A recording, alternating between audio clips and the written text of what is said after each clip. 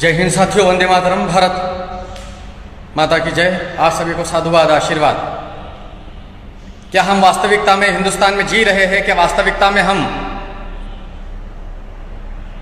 इस भारत में जी रहे हैं जो भारत 1947 के बाद आजाद हो गया?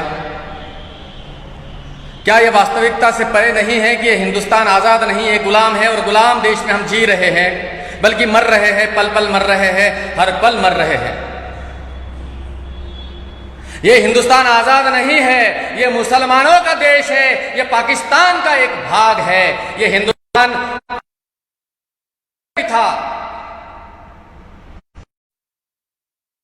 सभी हिंदुओं को अपने नाम के आगे हिंदू लिखना बंद कर दो,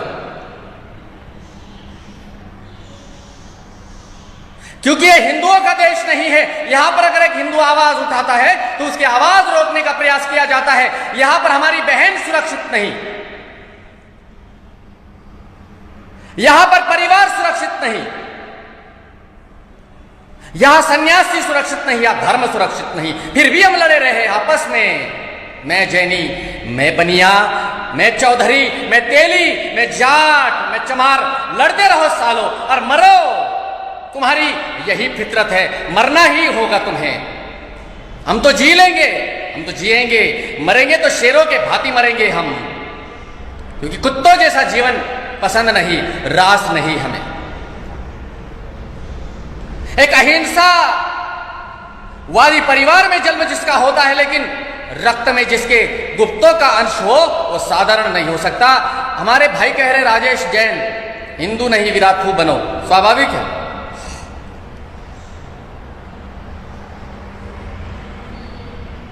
हर हिंदू विराथू है, लेकिन कागज के शेर है।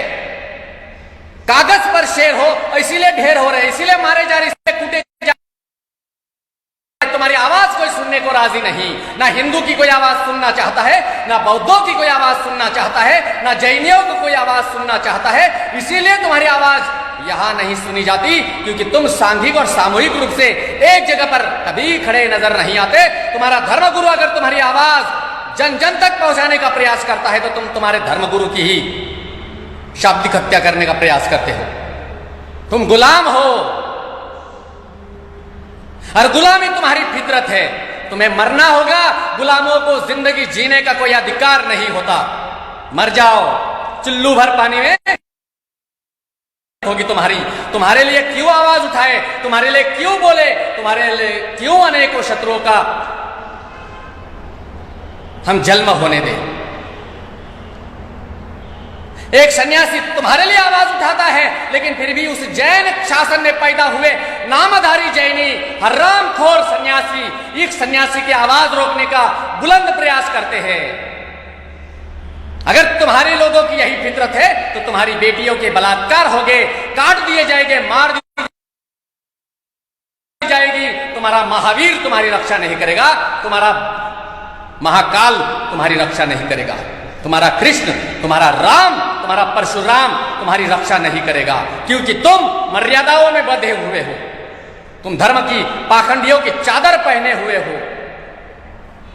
मैं धर्म के नाम पर नहीं, राष्ट्र के नाम पर तुम्हें एकत्रित करने का प्रयास करता हूं। स्वाभाविक है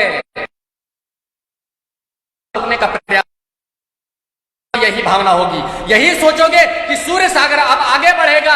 सूर्य सागर को आगे बढ़ने की कोई आवश्यकता नहीं है। तुम आगे बढ़ो, मैं तुम्हारा सिपाही बनना चाहता हूं। चाहे तुम जैन हो, बौद्ध हो, सिख हो, चाहे कोई भी हो, धुरंधर बनो। मैं तुम्हारा नेतृत्व नहीं करना चाहता, तुम्हारा नेतृत्व तुम करो। तुम्हारे हिस्से का सिपाही बनना पसंद करूंगा मैं, लेकिन तुम आगे तो बढ़ो। तुम आगे नहीं बढ़ना चाहते। तुम्हारी बहनें बलात्कार की शिकार हो रही है, तुम्हारी बहनें काट दी जा रही है, रास्ते में गोली मार दी जाती है उसके सीने में। फिर भी हिजड़ों के भांति फेसबुक पर पोस्ट करने की ताकत तक नहीं तुम्हारी। तुम्हें यह डर लगता है जिहादी का बहन मार दे, और यही तुम्हारा हिजड़ापन, यही तुम्हारी कायरता तुम्हें और तुम्हारे राष्ट्र के लिए दीमक की भांति त्रासदी बन रही है। नहीं सुधरोगे तुम, लेकिन फिर भी सुधारना चाहता हूं मैं तुम्हें। नहीं मानोगे तुम, लेकिन फिर भी मनाना चाहता हूं तुम्हें मैं। मैं जानता हूं बंदूक से निकली गोली कब तुम्हारे सीने पर वार कर तुम्हारे शरीर को ढेर कर देगी, ये तुम भी नहीं जानते, लेकिन फिर भी तुम्हें सचेत करने के लिए, तुम्हारे मुर्दा शरीर में प्राण फूंकने के लिए आया हूं मैं। एक बेटी की गोली मारकर हत्या हो जाती है, वीडियो आया है, सामने है, प्रत्यक्ष को प्रमाण की कोई आवश्यकता नहीं होती, लेकिन फिर भी ये हिंदू राष्ट्र नहीं है, ये हिंदुस्तान हिंदुओं का नहीं है, ये नपुंसकों का है। यहां पर जो कर्णधार बने बैठे हैं देश के, उनको हिंदुओं की कोई फिक्र नहीं, कोई चिंता नहीं। हिंदू मारा जाता है, कुत्ते की तरह मारा जाता है, कुत्ते की मौत हिंदू कोई परवाह नहीं। हमारे देवी देवताओं का अपमान होता है, किसी को कोई परवाह नहीं। खाकी वर्दी को कलंक करने वाली घटना कल घटी, किसी को कोई फिक्र नहीं, कोई नेता को आवश्यकता नहीं, क्योंकि हिंदू मारे जा रहे हैं। तुम्हारे आस्था के साथ प्रतिदिन खिलवाड़ होता है, लेकिन फिर भी तुम जागने को राजी नहीं। मरो, गुलामों को मरना चाहिए। तुम बाहुबली बनना नहीं चाहते, तुम कट्टप्पा बनकर के ही अपनी जिंदगी बर्बाद करना चाहते हो। कट्टप्पा बनो, लेकिन ईमानदार कट्टप्पा बनो, इस मातृभूमि के प्रति ईमानदारी रखो। तुम्हारे पड़ोस में कोई मरता है, तुम खुशियां खुशियां अपने घर में आराम से चैन से सो जाते हो, कुत्तों की तरह जिंदगी हो गई तुम्हारी। तुम ये नहीं सोचते कि ये आग मेरे घर में भी आएगी, तुम क्यों नहीं सचेत होते हो। अभी अभी की खबर, दिल्ली में आदर्श नगर के एरिया में चांद हसीन नाम का कोई परिवार, उस परिवार में केवल म्यूजिक सिस्टम की वजह से आवाज बढ़ रही थी, इस आवाज बढ़ती हुई आवाज को सुन नहीं पाए और 4 मुसलमानों ने धावा बोल करके एक को मौत के घाट उतार दिया। जो मरा वो हिंदू था, सुशील, अनिल और सुनील, 3 हिंदुओं को चांद हसीन के परिवार ने धारदार शस्त्रों से मार दिया। एक तो मर गया अस्पताल में, जो मरा उसके लिए आंसू नहीं निकलेंगे हमारे, मरना ही चाहिए उनको। जो प्रतिकार नहीं कर सकता मरना चाहिए। कायरों के लिए आंसू बहाना भी पाप है। ये कैसा हिंदुस्तान, कैसे नेता है यहां। और हम जोर जोरों से आवाज सुनते हैं, ध्वनि प्रदूषण तब नजर नहीं आता, लेकिन एक परिवार अगर अपने घर में म्यूजिक सिस्टम की थोड़ी सी आवाज बढ़ा करता है तो उसको मार दिया जाता है। दिल्ली के आदर्श नगर में कहां मर गए नेता लोग। लेकिन नेताओं की गलती नहीं है, गलती तुम हिंदुओं की है, नपुंसकों की है। तुम्हारे में कोई दम नहीं, तुम्हारा खून ठंडा पड़ चुका है। और जिसका खून ठंडा पड़ जाता है उसको जिंदगी जीने का कोई अधिकार नहीं है। अरे तुम्हारे लिए आवाज उठाता हूं, तुम्हारे लिए बोलता हूं। मैं जानता हूं मेरे फेसबुक आईडी की बहुत सारी रीच कम हो चुकी है, लेकिन फिर भी तुम शेयर नहीं कर सकते, तुम आवाज नहीं बुलंद कर सकते। क्यों? तुम्हें डर लगता है कहीं सूर्य सागर के जहरीले शब्दों से मुझ पर कोई कमेंट न कस दे, कोई मुझे गाली न दे, मेरी आईडी ब्लॉक ना हो जाए। यही डर तुम्हारे परिवार की एक दिन हत्या करा देगा। जब तुम में ये मादा नहीं है तो मरो, मरना ही होगा तुम्हें। क्यों आवाज बुलंद करे तुम्हारे लिए? फिर भी तड़प देखता हूं, दर्द होता है। यह प्रशासन तुम्हारी नहीं, या कानून व्यवस्था तुम्हारी नहीं, या राज्य संविधान तुम्हारे लिए नहीं, या केंद्र संविधान तुम्हारे लिए नहीं, या कोर्ट तुम्हारे लिए नहीं, या वकील तुम्हारा नहीं, या जज तुम्हारा नहीं। जजमेंट तुम्हारे खिलाफ दिया जाता है, साक्ष्य तुम्हारे खिलाफ, सब कुछ तुम्हारे खिलाफ। और कहते हो हम हिंदुस्तान के हिंदू है। नहीं, तुम पाकिस्तान के हिंदू हो। पाकिस्तान में जो हिंदुओं के साथ हो रहा है वही तुम्हारे साथ आगे भी होगा और आज भी होगा, और तुम इसी के हकदार हो। तुम्हें मरना चाहिए, चुल्लू भर पानी में नहीं, मर जाओ बस। चुल्लू भर पानी भी क्यों बर्बाद करते हो? मर जाओ, तुम्हारा मरना जरूरी है, क्योंकि हिजड़ों की तरह जीने से बेहतर शेरों की भांति जीना तुम्हें पसंद नहीं आता, क्योंकि तुम्हारे डीएनए में शायद बड़ी खोट है। या नेताओं की तरफ आशा से नजर उठा करके दृष्टिपात करने से बेहतर तुम क्यों नहीं न्याय करने के लिए निकल पड़ते हो? कहते हैं हमारे लोग विराथू की आवश्यकता है। विराथू कौन सी बड़ी बात है? और क्या कर सकता है। लेकिन क्या अगर सूर्य सागर आवाज उठाता है तो जब तुम वीडियो शेयर नहीं कर सकते, जब तुम आवाज शेयर नहीं कर सकते, जब तुम कमेंट कर नहीं सकते, जब तुम दूसरे विरोधियों का जवाब कमेंट के जरिए नहीं दे सकते, तो क्या खाक विराथू बने? मतलब तुम सूर्य सागर तुम मर जा हमारे लिए। अरे तुम्हारे लिए मरना चाहता हूं लेकिन हिजड़ों के लिए मरना नहीं चाहता, हिंदुओं के लिए मरना चाहता हूं मैं, हिंदुस्तान के लिए मरना चाहता हूं मैं, हिंदुस्तान के लिए रक्त बहाना चाहता हूं मैं, लेकिन फिर भी हिजड़ों के लिए मरना नहीं चाहता मैं। और जो लोग हिंदुत्व के नाम पर वोट मांगते हैं, हिंदुओं के नाम पर, हिंदुत्व के नाम पर हिंदुवादी सरकार बनती है, हम हिंदुओं के लिए फलाना करेंगे, राम मंदिर का निर्माण करेंगे, फलाना ढिकना टिमका, और वे सारे लोग अब मर गए चिल्लू भर पानी में जब एक बेटी की हत्या हो गई, क्योंकि मारने वाला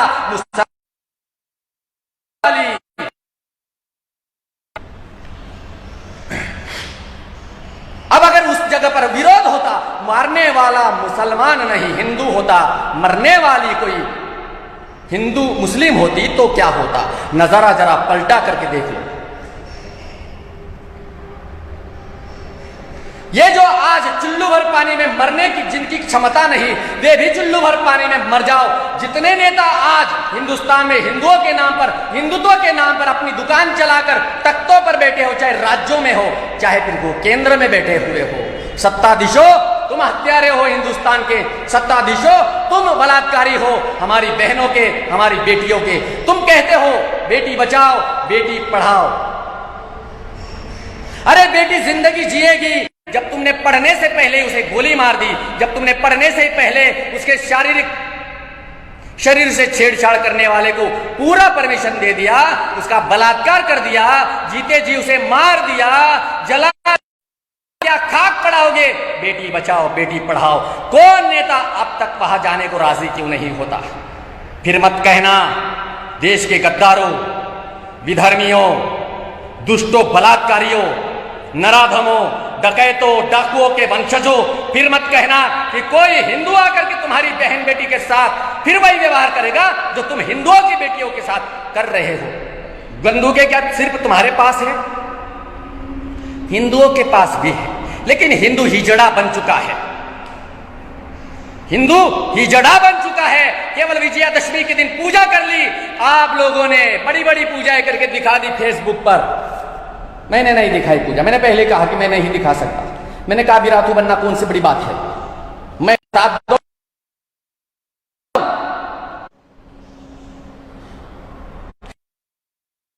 वो लोग पूजा नहीं की लेकिन सीधे गोली मार करके भाग गए। क्या कर लिया हिंदुओं तुमने?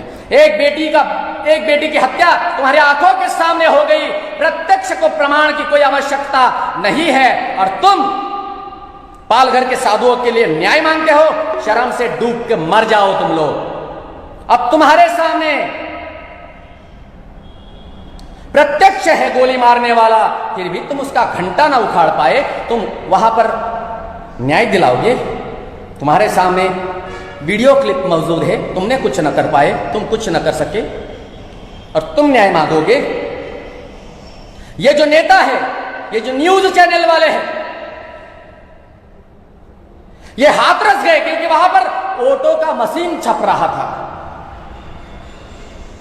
ये हाथरस गए चैनल वाले क्योंकि वहां मैटर इसलिए वो मैटर बड़ा था क्योंकि वो मुद्दा राजनीतिक इशू बनाकर अपने वोट बैंक को मजबूत करने का वह एक माध्यम केवल मात्र था।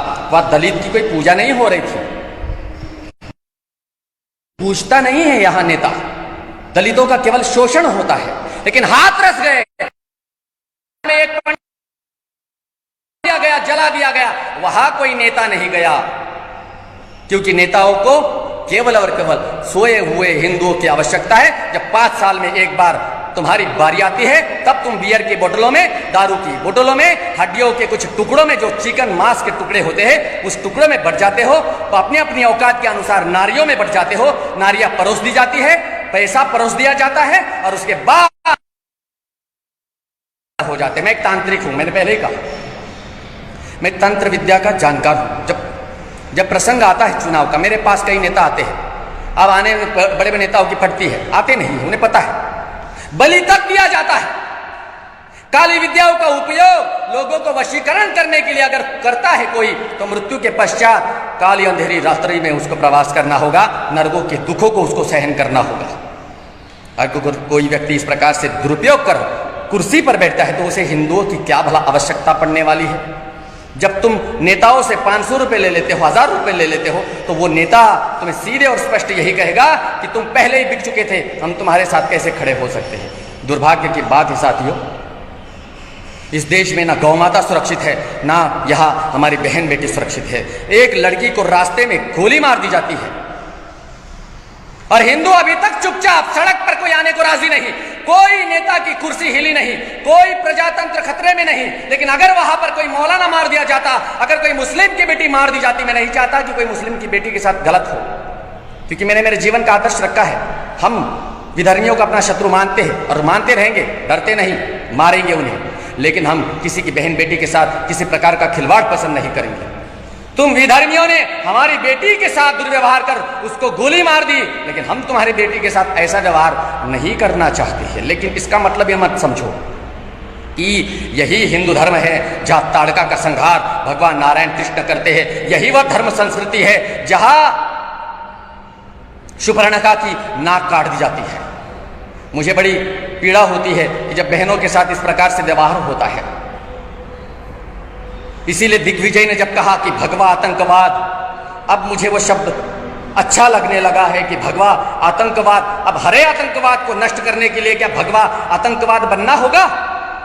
एक लड़का गोली मार करके वहां से फरार हो जाता है, भाग जाता है, क्योंकि रसूखदार परिवार का है। रसूखदार कोई होता नहीं है, कोई राजा नहीं होता, कोई भिखारी नहीं होता, सामान्य इंसान होता है। चाहे मैं हूं, चाहे तुम हो, चाहे प्रधानमंत्री हो, चाहे सीएम हो, चाहे पीएम हो, चाहे कोई भी सामान्य व्यक्ति होता है, मुल्क के दरबार में हाजिरी लगाना पड़ता है। कोई रसूखदार नहीं है। लेकिन हमारे हिंदू है, जैनी है, ये केवल धन संचय के पीछे इतने पगला गए हैं, इतने पागल हो गए हैं कि इन्हें अब कोई फिक्र नहीं है कि मेरे परिवार का क्या होगा। तुमने ये सोचा कि हरियाणा में एक लड़की का कत्ल हो गया, गोली मार दी, मेरे परिवार का कुछ नहीं होगा। ध्यान रखना, तुम भी निशाने पर हो, तुम भी रडार पर हो, तुम्हारे पास शस्त्र नहीं, शस्त्र चलाने का मादा नहीं, शस्त्र चलाने की औकात नहीं। शस्त्र देख करके तुम्हारी गीली और पीली हो जाती है, जिसको देख करके तुम्हारी नींद हराम हो जाती है। खून नहीं देख सकते, बहता हुआ खून नहीं देख सकते, तुम गाली नहीं दे सकते, तुम क्या सुरक्षा करोगे? कहा बराबर का राधा। एक इनका एक चोर, एक चोट्टा चोरी कर रहा है, औकात कुछ कौड़ी की नहीं, तबरेज मर जाता है और उसका प्रकरण यूएन तक ले जाते हैं ये लोग। इनके सांघिकता को नमन करते हैं हम, मुसलमान है तो क्या हुआ? इनकी सामूहिकता को नमन करते हैं हम, मुसलमान है तो क्या हुआ? हम ये जानते हैं कि इनके शिया सुन्नियों में आपस में लड़ाई है, लेकिन फिर भी जब हिंदुओं के खिलाफ खड़ा होना होता है तब ये लोग एक हो जाते हैं। लेकिन दुर्भाग्य ये है कि जैन सन्यासी होने के बावजूद आवाज उठाता हूं, लेकिन मेरा ही संप्रदाय के कुछ गिने चुने तिलचट्टे गिलचट्टे खिलाफ खड़े हो जाते हैं, बहिष्कार जैसी छोटी बात करते हैं। फर्क क्या पड़ता है? क्या क्या मैं तुम्हारे बहिष्कार से साले तुम मर गए, तुम प्रतिपल मर रहे हो, क्योंकि मेरे फोन की एक आवाज सुनने के बावजूद तुम मेरा फोन ब्लॉक कर देते हो। मैं साथियों तुम्हें यही कहना चाहूंगा, ये बहिष्कार करने वाले हर्राम खोर सूर्य सागर का फोन ब्लॉक कर दिए, हर्राम की नाजायज औलादे है, ये भी मारे जाए। इनकी बहन, इनकी बेटियां, इनकी बहुएं, ये भी कतार में है, क्योंकि विरोधी जानता है, विद्रोही जानता है, विधर्मी जानता है कि ये प्रतिकार नहीं कर सकते, मारो इनको। जो प्रतिकार कर सकता है ये उसके प्रपंच में नहीं पड़ते, क्योंकि उन्हें पता है मरेगा, मरते मरते भी हमें मार देगा, इससे बाद में निपट लेंगे, लेकिन फिलहाल उनको मारो जिनमें कोई औकात नहीं है। मैं जानता हूं युद्ध प्रारंभ होगा और इसकी शुरुआत पश्चिम बंगाल से होगी और निशाने पर बड़े बड़े जैन मंदिर भी होंगे, जैनियों के बड़े बड़े प्रतिष्ठित लोग भी होंगे, जो राजस्थान में है, जो मध्य प्रदेश में है, जो महाराष्ट्र में है, जो गुजरात में है, क्योंकि तुम केवल और केवल बनिए बन चुके हैं। एक बेटी की हत्या करने पर तुम है, तुम कैसे मर्द हो, तुम कैसे जैनी हो? तुम कहते हो हम आदिनाथ के वंशज, तुम कहते हो हमारे 24 तीर्थंकर क्षत्रिय हुए, नामर्द हो तुम, तुम्हारे क्षत्रिय थे तीर्थंकर। अपनी दुकानें मत चलाओ। अगर तुम्हारे तीर्थंकर क्षत्रिय थे तो तुम गांडू क्यों बन रहे हो, तुम नपुंसक क्यों बन रहे हो। साथियों बस इतना ही कहना चाहूंगा। कितना बोलूं, कितना चिल्लाऊं, कितनी बातें बताऊं, कितना समझाऊं, कितना समझाने का प्रयास करूं। ये फेसबुक अकाउंट भी ये फेसबुक जुड़ा दिया जाएगा। क्यों? क्योंकि सत्य की आवाज किसी को बर्दाश्त नहीं, हमारे अपने ही रिपोर्ट मार। मुसलमान सूर्य सागर से लड़ नहीं सकता, याद रखना। वजह मैं नहीं जानता, वो जानते हैं। वो जानते हैं मुझे जगह पर मारने की ताकत रखते हैं और मार। बेटी निकिता साधारण सा एक वीडियो देख करके आत्मा कांप गई। एक निरपराध बच्ची को मार दिया केवल और केवल हवस की पूर्ति के लिए। अगर उस लड़के को, क्या नाम था उस कुत्ते का, उस सुअर के पिल्ले का नाम लेने की जरूरत भी नहीं, हम क्यों नाम ले उसका। लेकिन दुर्भाग्य देख उस निकिता का बाप हिजड़ों की जैसी बात कर रहा है। दुर्भाग्य है ये कि हम न्याय अब दे कैसे। जिसने पैदा किया वही साला हिजड़ा निकला, वही डरपोक निकला। वो कहता है कि हम ये एरिया छोड़कर अब दूसरे राज्य में, दूसरे स्टेट पर, दूसरी जगह चले जाएंगे। क्या मुसलमान दूसरी जगह नहीं मिलेंगे? तिलचट्टे तेरे को इतना गांडू हो गया, अपनी बेटी की हत्या का बदला निकाल नहीं सकता। हिजड़े मर जाना चाहिए तूने। तेरी बेटी मरी, वो मरी नहीं, वो शहीद हो गई। क्योंकि वो चाहती तो बैठ जाती उस हर्रामखोर की गाड़ी में बैठी। दूसरी बात, जब वीडियो देखा गया, उस वीडियो में एक लड़की भी है जो गेट खोल रही है। अब शंका भी होती है, हम जैसे सोचने वाले इस विषय को क्या बताएंगे हम, क्योंकि सब जगह पर मिलावट है। खाने में मिलावट, नेताओं में, साधुओं में मिलावट, धर्म में मिलावट, हर जगह मिलावट है। इस मिलावटी दुनिया में हम आपको कौन सा सत्य परोस करके आपके जीवन को नया चमकाने का प्रयास करेंगे। यहां अहमदाबाद में लॉकडाउन के समय दौड़ा दौड़ा करके मारा पुलिस वालों को। किसने मारा सब जानते हैं। लेकिन मुंगेर में, बिहार, जहां दुर्गा पूजन होने के पश्चात जब लिपि सिंह, मैंने पहली बार ये नाम लिपि सिंह, ना हिंदुओं में तो ये नाम कभी मैंने पढ़ा नहीं। लिपि सिंह, इनकी इंक्वायरी होनी चाहिए। ये कौन लिपि सिंह है? ये जनरल डायर बन गई। जालियांवाला बाग की याद दिला दी इस महिला ने। अपने प्रेस्टीज का, अपने खाकी का, अपने सम्मान का, अपने दिए हुए पद का, अपने दिए इसने निरपराधों पर गोलियां चलाई, बच्चों पर गोलियां चलाई। वहां पर उन हिंदुओं की दाद देनी पड़ेगी जो मां की रक्षा करने के लिए डंडे खा रहे हैं लेकिन हिल नहीं रहे हैं। ये होता है हिंदुओं का खून। हिंदुओं तुम जागो। मैं भारत सरकार, नरेंद्र मोदी साहब, आंखें खोलो।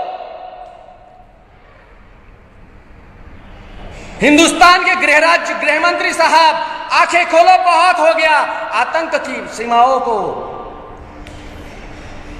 इन्होंने पार कर दिया। एक लिपि सिंह जैसी साधारण एसपी, जब तक वर्दी है ना तेरे पे तब तक तू एसपी है, और वर्दी अगर उतर गई तो साधारण सी एक हस्ती रह जाओगी। और उस हस्ती को मिटाने वाले सैकड़ों तो तुमने पैदा कर लिए। बच्चों पर, मासूमों पर तुमने डंडे बरसाए। तुम्हारे में संस्कार और सभ्यता की दूर दूर तक कोई अंश मात्र में भी परवरिश मुझे नजर नहीं आ रही। मैं सरकार को दिल से मैं यही निवेदन करना चाहूंगा कि जिन पुलिस वालों ने मुंगेर में मासूम बच्चों पर लाठियों का प्रहार किया, वहां पर हत्या हो गई, मर्डर हो गया। 302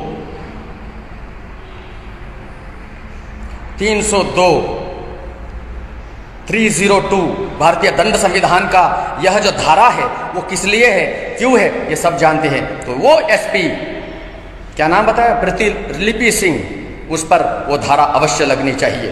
भारत सरकार, केंद्र सरकार अब इसमें हस्तक्षेप करे।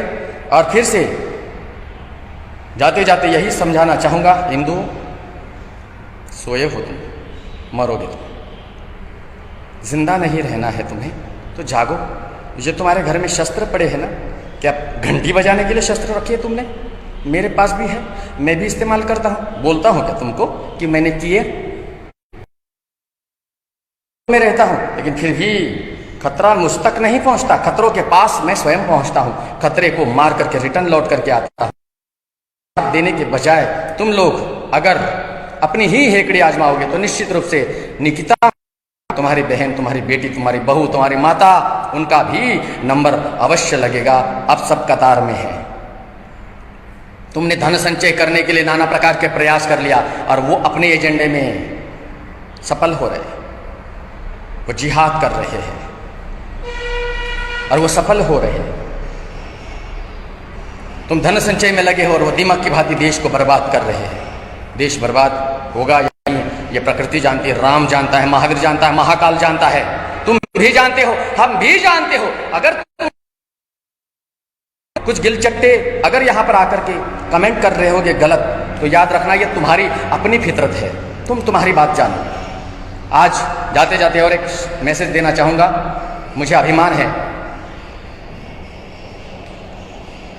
कि मैं आप सभी के बीच अपने शब्द रखने के लिए आता हूं और मुझे इस बात का भी अभिमान है कि हिंदू महासभा ने मुझे राष्ट्रीय सलाहकार के रूप में नियुक्त किया है। मैं इंद्र जी आश्रम में परसों आए थे और उनके द्वारा मैं ईमानदारी से हिंदुत्व की सेवा करने का प्रयास करता रहूंगा। आज तक किया है और आगे भी करता रहूंगा।